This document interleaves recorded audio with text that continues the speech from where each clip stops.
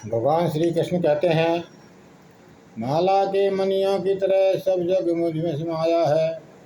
माला के मणियों की तरह सब जग मुझ में समाया है। मुझसे अलग कुछ भी नहीं, ये सब मेरी ही माया है। सब प्राणी प्रकृति से ही उत्पन्न होते हैं। जो दिखाई पड़ता है वह प्रकृति है। दिखाई पड़ता है, इसका क्या अर्थ है? दिखाई पड़ने से अर्थ है जो इंद्रियों की पकड़ में आता है। चाहे आँख से दिखाई पड़े, चाहे कान से सुनाई पड़े, चाहे हाथ से स्पर्श हो, जो भी इंद्रियों की पकड़ में आता है वह प्रकृति है। और जो इंद्रियों की पकड़ से बाहर है वह परमात्मा है। जो इंद्रियों की पकड़ में आ जाते हैं वे माला के मन के हैं। जो इंद्रियों की पकड़ के बाहर छूट जाता है वह माला का धागा है। अगर परमात्मा को खोजना है तो बहुत गहरे उतरना पड़ेगा। और गहरे उतरने का अर्थ है कि इंद्रियां जब तक हमें पकड़े हुए हैं तब तक हम गहरे नहीं जा सकते। कृष्ण कहते हैं, इंद्रियों के पार जो है वह मैं हूँ। कृष्ण कहते हैं, मुझसे उत्पन्न यह संसार मुझ में लय को प्राप्त होता है। भगवान अष्टावक्र कहते हैं, अहम वा सर्वभूतेषु, मैं निश्चित सब जीवों में, मैं निश्चित सब जीवों में और सभी जीव हैं मुझ में। न त्याग प्राप्ति लय कुछ भी, तीनों से ऊपर ज्ञान इसमें।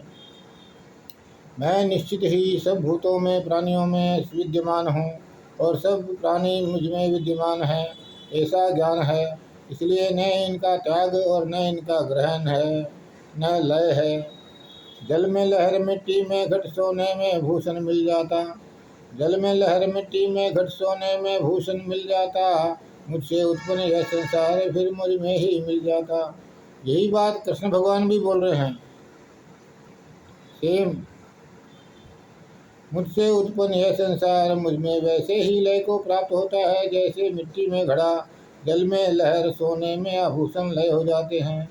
जनक जी का मनुष्य रूप यहाँ खो रहा है और परमात्मा रूप प्रकट हो रहा है।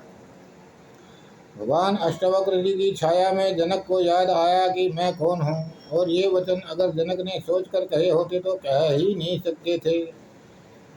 संकोच पकड़ लेता। यह कोई आसान है कहना, मुझसे उत्पन्न हुआ यह संसार मुझ में वैसे ही लय को प्राप्त होता है जैसे मिट्टी में घड़ा, जल में लहर, सोने में आभूषण। वही कृष्ण कहते हैं, माला के मणियों की तरह सब जग मुझ में समाया है। मुझसे अलग कुछ भी नहीं, यह सब मेरी ही माया है। वही बात अष्टावक्र कहते हैं। कहने का अंदाज दोनों का अलग अलग है, बात एक ही है। अष्टावक्र कहते हैं, तुझसे व्याप्त है यह संसार, तुझमें पिरोया हुआ ये जग। तुझसे व्याप्त है ये संसार, तुझमें पिरोया हुआ ये जग। तू क्षुद्र चित वाला मत हो, तू शुद्ध बुद्ध रूप चैतन्य। यही बात कृष्ण ने कही है। माला के मणियों की तरह सब जग मुझ में समाया है। मुझसे अलग कुछ भी नहीं, सब मेरी ही माया है। तुझसे ही यह व्याप्त है, क्यों छोटी छोटी घोषणा करता है? बड़ी घोषणा कर, एक घोषणा कर, मैं शुद्ध बुद्ध चैतन्य स्वरूप हूँ। क्षुद्र चित्त को मत प्राप्त हो। हमने बड़ी छोटी छोटी घोषणाएं की है। हम जो घोषणा करते हैं वही हो जाते हैं। अपने को क्षुद्र मानोगे तो क्षुद्र हो जाओगे, अपने को ब्रह्म मानोगे तो ब्रह्म हो जाओगे। तुम्हारी मान्यता ही तुम्हारा जीवन है। तुम्हारी मान्यता पत्थर में भगवान देखने की है तो पत्थर में भगवान है, अन्यथा वह केवल एक पत्थर है। तू निरपेक्ष है, अपेक्षा रहित है, इच्छा रहित है, निर्विकार है, शांति और मुक्ति का स्थान है, अगाध बुद्धि रूप है। अतः चैतन्य मात्र में निष्ठा वाला हो। एक निष्ठा पर्याप्त है। साधना नहीं करनी है, श्रद्धा, इतनी निष्ठा अपने आप में कि मैं चैतन्य मात्र हूँ। इस जगत में यह सबसे बड़ा जादू है।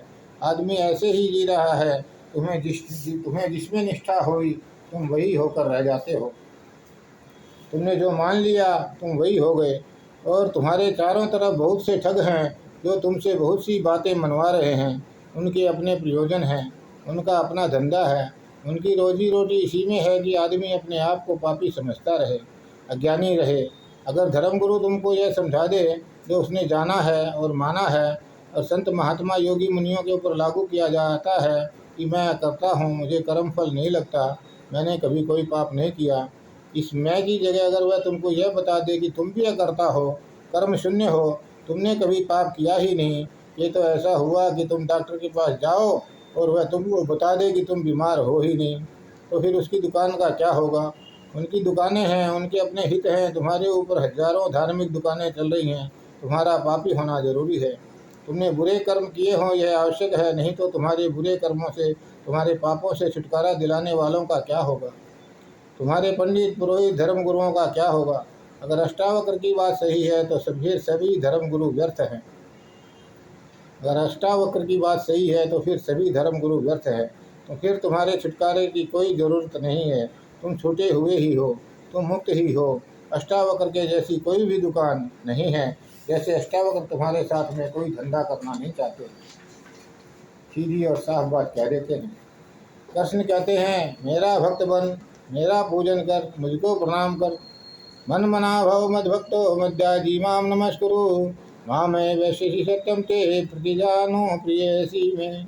तू मुझ में लगा तू मुझ में मन लगा, मेरा भक्त बन, मेरा पूजन कर, मुझे नमस्कार कर। ऐसा करने से तो मुझे ही प्राप्त होगा, यह मैं तुझसे सत्य कहता हूँ।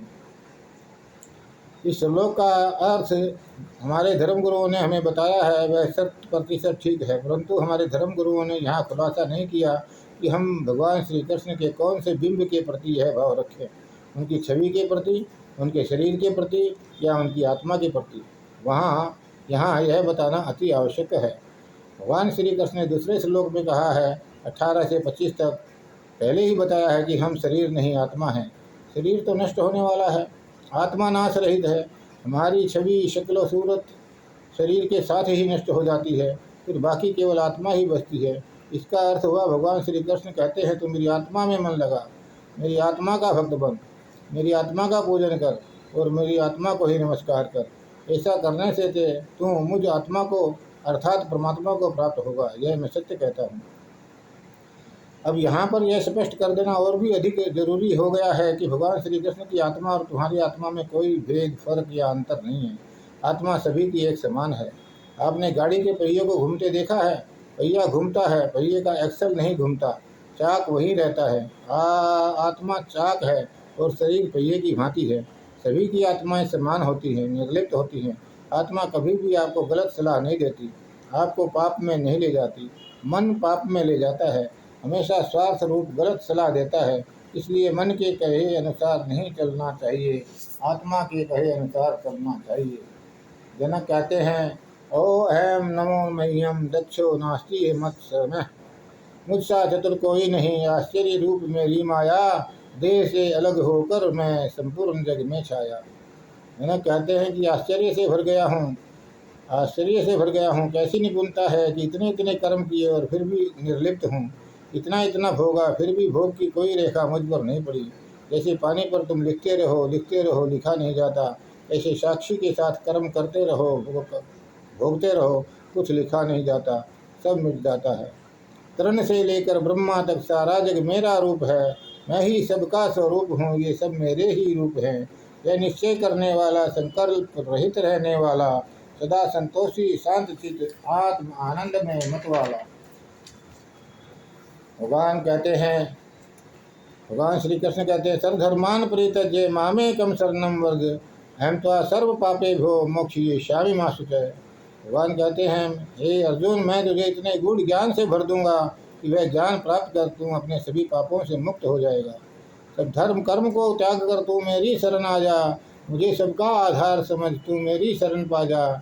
मैं तुझे तेरे सभी पापों से मुक्त कर दूंगा, परम कल्याणकारी मोक्ष तुझे प्रदान कर दूंगा। सभी प्रकार के धर्म अर्थात कर्तव्य कर्मों को त्याग कर तू मेरी शरण आ जा, मैं तुझे तेरे सभी पापों से मुक्त कर दूंगा और मोक्ष प्रदान कर दूंगा। यहाँ पर यह स्पष्ट कर देना आवश्यक है, भगवान श्री कृष्ण का मामेकं शरणं व्रज से क्या अर्थ है। अब समझना यह है कि भगवान श्री कृष्ण का इस मेरी शरण आ जा का क्या अर्थ है। क्या हमें भगवान श्री कृष्ण की शक्ल सूरत में जाना चाहिए या भगवान श्री कृष्ण की आत्मा की शरण में जाना चाहिए। अब यह फैसला आपके हाथ में है, जो ठीक लगे वही करें। आगे भगवान कहते हैं, मैं तुझे तेरे सभी पापों से मुक्त कर दूंगा। इसका अर्थ है कि आत्मरूप तुझे इतने गूढ़ ज्ञान से भर दूंगा कि तू वह ज्ञान प्राप्त कर अपने सभी पापों से मुक्त हो जाएगा और मोक्ष प्राप्त करने के योग्य हो जाएगा। अष्टावक्र भी से वही बात कहते हैं, धर्म अधर्म सुखम दुखम मानसानी न ते विहो न कर्तासी न भोक्तासी मुक्तेवासी सर्वदा।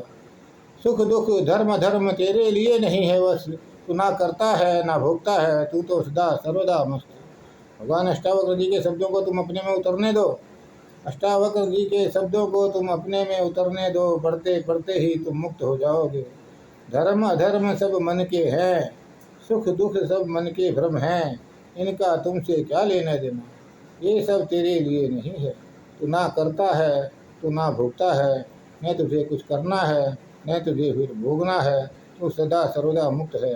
शब्द सीधे हृदय में उतरते हैं, परंतु अल्पमति लोग कहते हैं अरे ऐसा कैसे, ऐसा कैसे, सभी तो हम करते हैं, कर्म तो सब हम ही करते हैं और भोगते भी हम ही हैं। सही है, शरीर करता है, शरीर भोगता है, आत्मा नहीं करती, आत्मा नहीं भोगती। यहाँ आत्मा की बात हो रही है।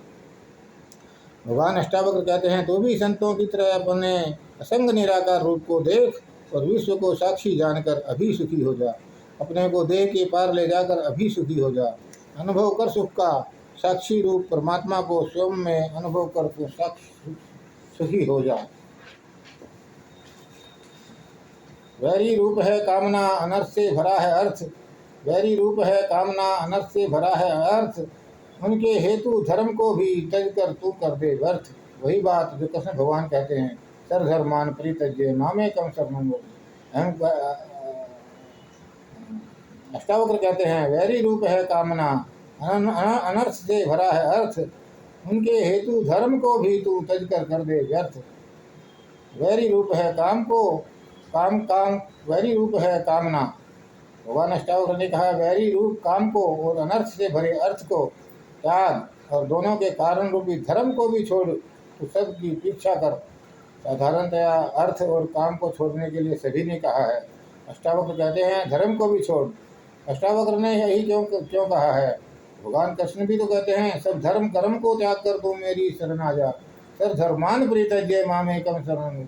वही बात अष्टावक्र कह रहे हैं, वही बात कृष्ण कह रहे हैं।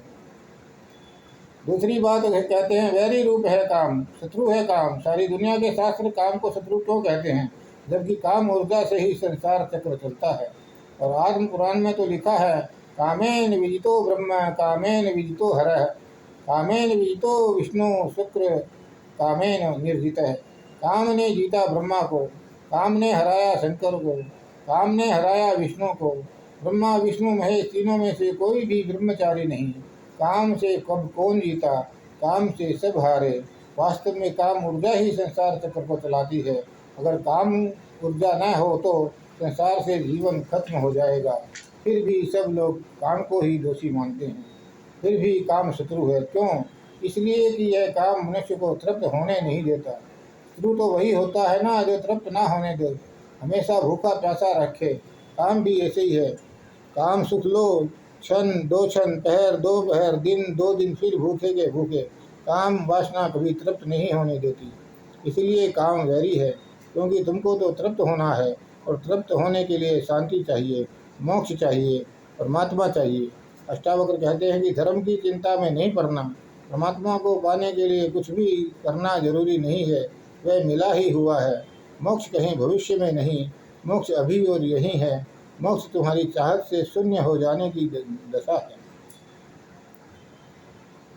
तुम देह को अलग कर जब चेतन से चित्त लगाओगे, तुरंत सुखी और शांत हो बंधन मुक्त हो जाओगे।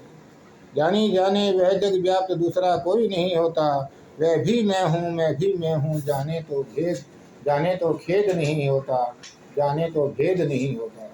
जिसने परमात्मा को पाना है उसे परमात्मा के जैसा ही हो जाना पड़ेगा। परमात्मा के जो गुण है अनुसरण करना होगा, उनको जीवन में उतारना होगा। प्रभु समदर्शी, आपको भी समदर्शी होना होगा। सब चीज़ें परमात्मा में सम है। जिसे भी परमात्मा को पाना है उसे समता की तरफ बढ़ना होगा।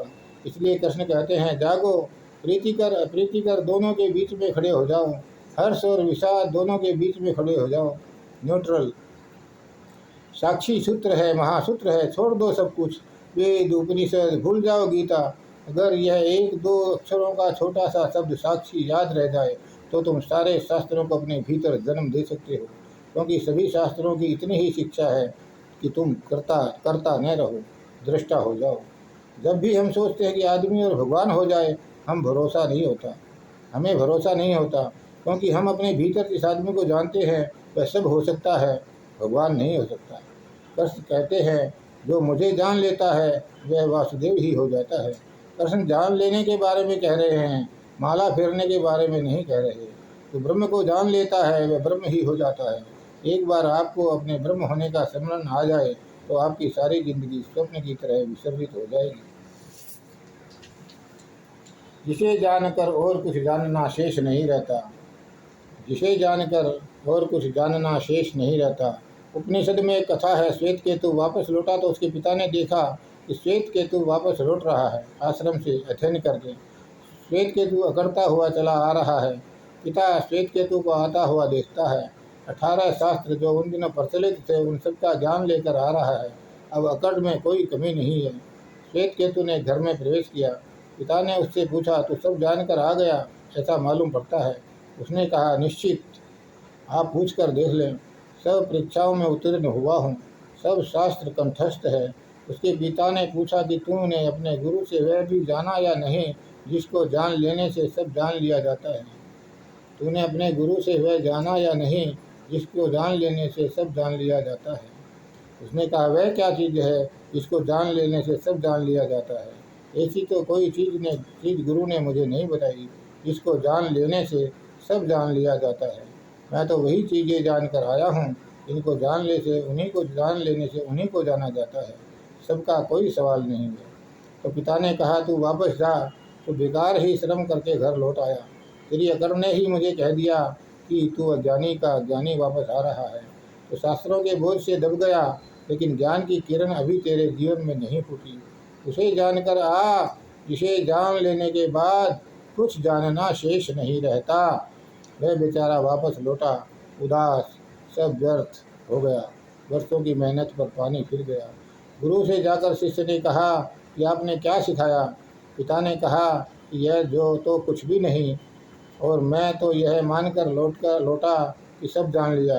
और उन्होंने कहा, उसे जानकर आ जिसे जान लेने से सब जान लिया जाता है। वह क्या है जिसे जानकर सब जान लिया जाता है? उसके गुरु ने कहा, वह तू स्वयं है, लेकिन तूने कभी मुझसे पूछा ही नहीं कि मैं कौन हूँ। तूने पूछा नहीं, मैंने बताया नहीं। तूने शास्त्रों के बारे में पूछा, सारे शास्त्र मैंने तुझे सिखा दिए। तूने यह कभी नहीं पूछा कि मैं कौन हूँ। और जब तक कोई स्वयं को न जान ले तब तक वह ज्ञान नहीं मिलता, तब तक वह ज्ञानी नहीं हो जाता। जिसे जानने से सब जान लिया जाता है, या जिसे जान लेने पर फिर जानने को कुछ शेष नहीं रह जाता। तो कृष्ण कहते हैं, अब वह रहस्य मैं तुझसे कहूँगा अर्जुन, और पूरा ही बता दूंगा तुझे। रहस्य कहते हैं उसे सत्य नहीं कहा, क्योंकि उसे कितना ही जान लो तब भी कभी दावा नहीं कर सकते कि जान लिया। इसलिए कहते हैं रहस्य। रहस्य का मतलब यह है कि जानो तो खुद मिटते हो और जानो तो और मिटते हो। रहस्य का मतलब यह है कि जानो तो खुद को मिलते हो और जानो तो खुद को मिटाते हो। और जानो तो एक दिन आता है कि जानना तो पूरा हो जाता है और आदमी खुद मिट जाता है, लेकिन जानने का दावेदार खत्म हो जाता है। वह जो दावा कर सकता था मैंने सब जान लिया, वह बचता ही नहीं। जो भी थोड़ा बहुत ज्ञान सीख लेता है वह समझता है सब सीख लिया। जब बहुत कुछ जान लिया जाता है तो भी जानने जैसी चीज़ है वह शेष रह जाती है। धन्यवाद।